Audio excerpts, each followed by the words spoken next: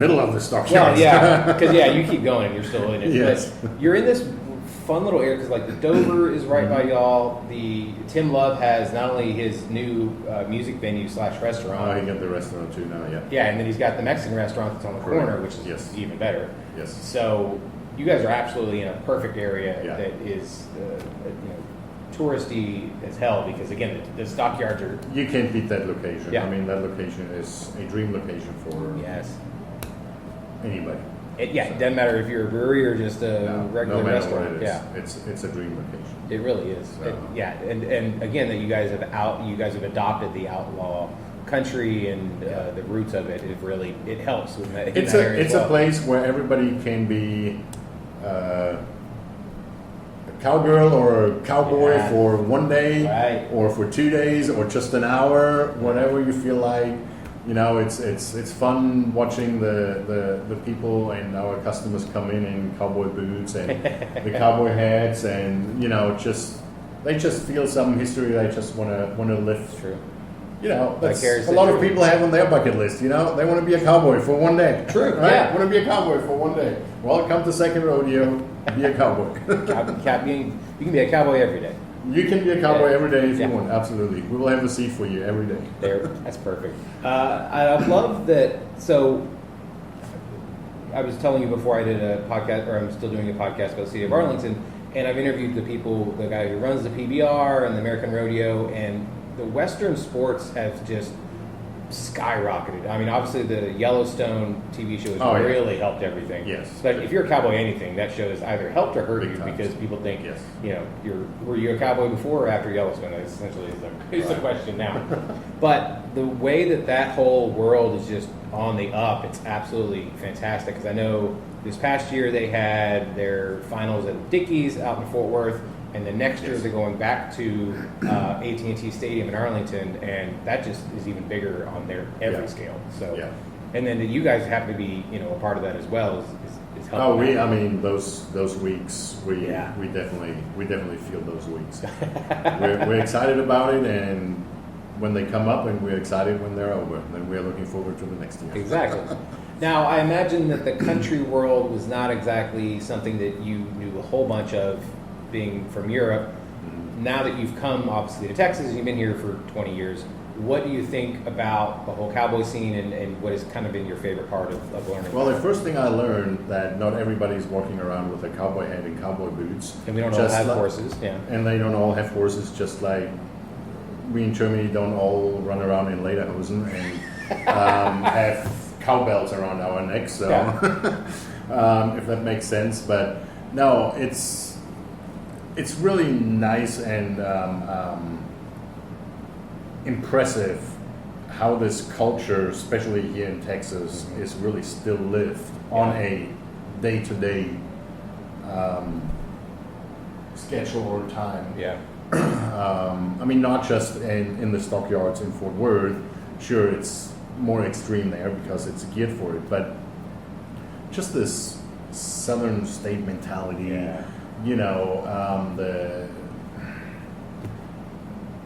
It's just nice to see it. You walk through Dallas, you walk through the suburbs, you drive on the highway, you do see people with a cowboy hat on. Of course. It's just big trucks, cowboy hats. Exactly. Yeah. So to be able to live this part of history, especially in the time we are today, is where you always have to be careful.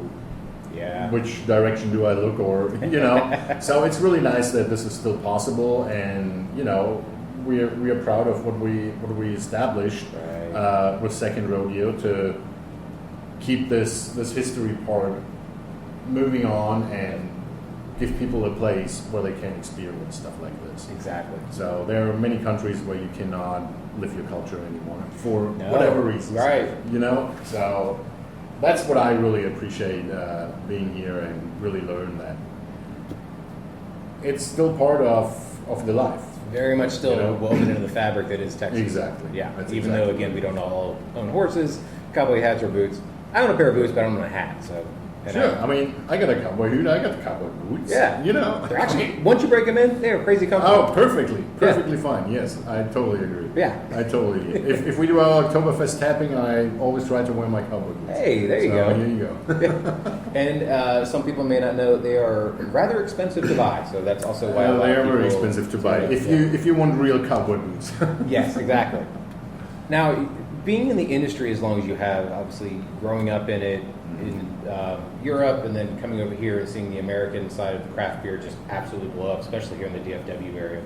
What does the future of craft beer kind of look like for you? I was afraid that you're going to ask me that question. Sorry.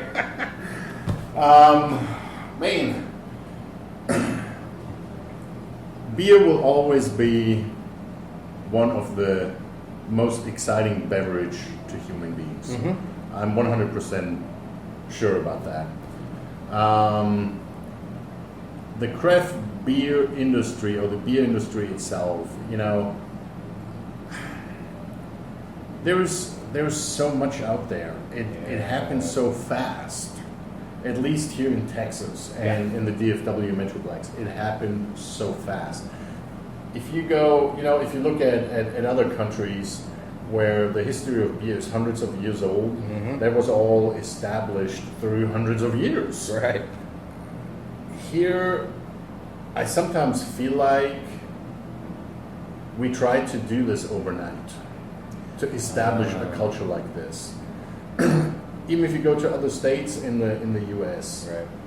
they already have a way longer history in craft beer as Texas has. Yeah, like Yingling is the oldest brewery in America. So. Absolutely, you know, and if you go through those histories, and here it happened so fast. Everybody felt they have to push, and they got. I don't want to say it got out of control, but I don't think it was hard, and it's still hard these days for the breweries to actually build their brand and build their loyalty coming from the customers. I can see that. Right? Because it definitely slowed down. But, you know, we had the times where 2 breweries opened each week.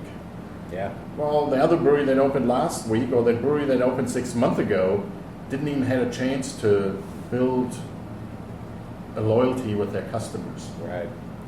That was something when I started with the beer business or with the brewery here, I had time to build my customer clientele. Right. You know, I operated all those years without a tap room. I never Really? had a tap room. No, I Wow. mean the first few years it wasn't even legal to have one, That's so right, we just yeah, didn't good have point. one. But even then, when it started getting to that point where it was legal to have a tap room, I never opened a tap room. Right, because we had our customer clientele. Right. You know, so these days, I think if you don't have a tap room, it's really hard to reach your customers. Yeah.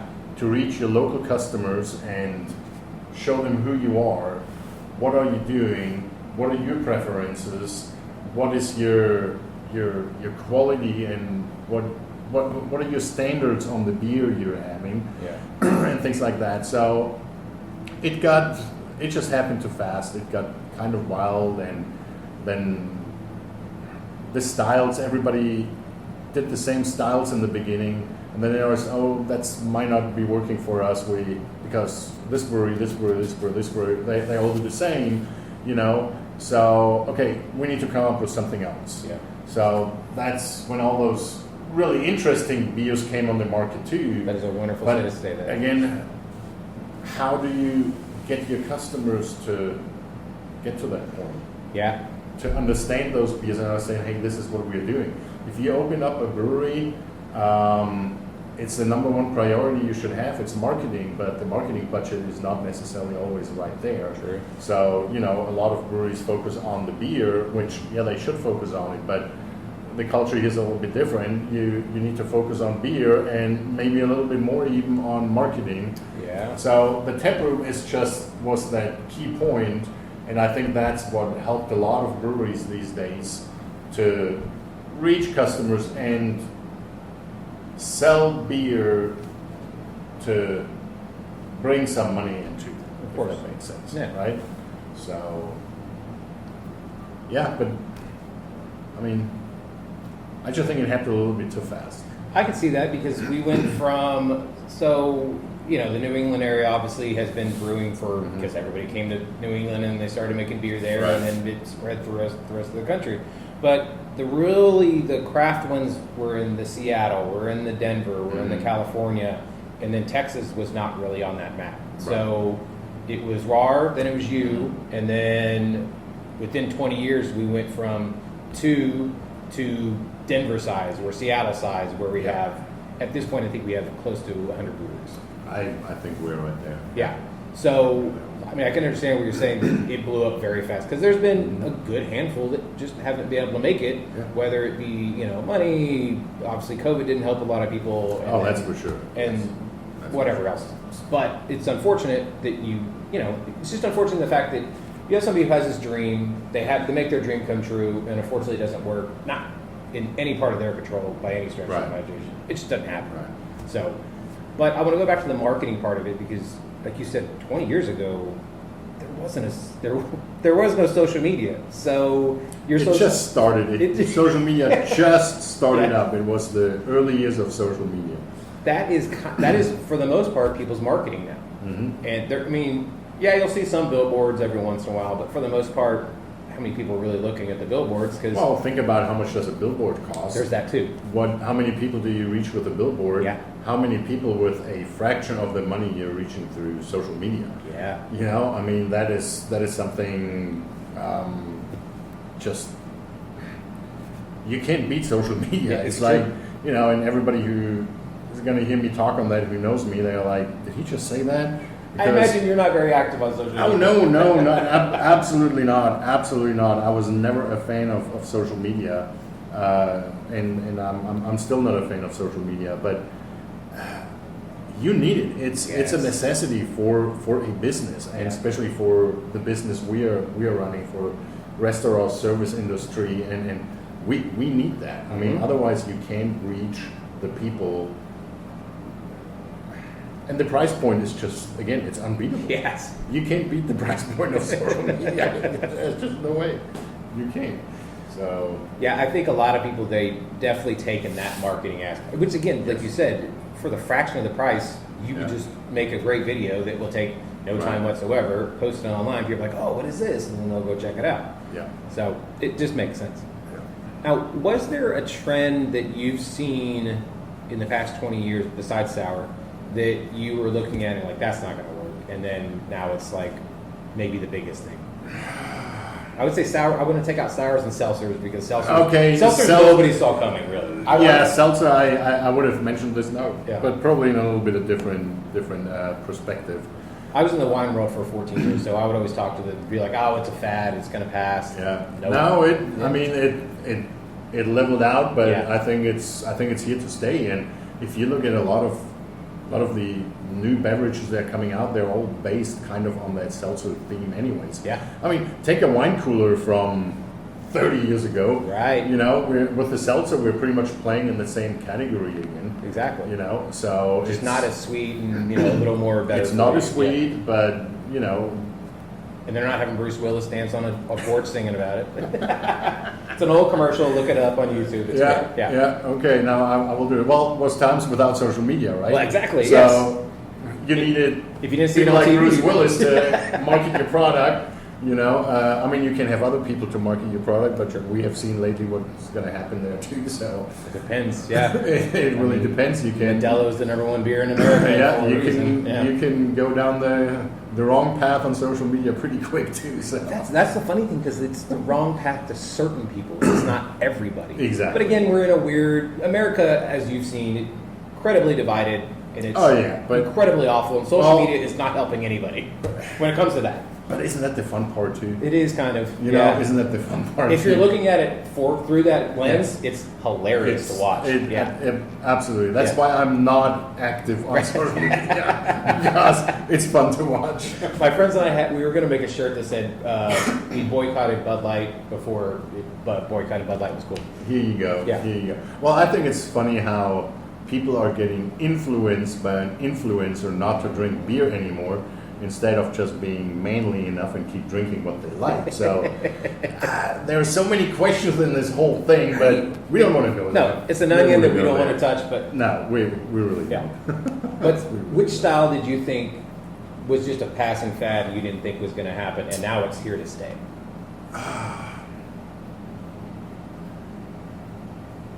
Well, at the end, everything that was done is pretty much still here.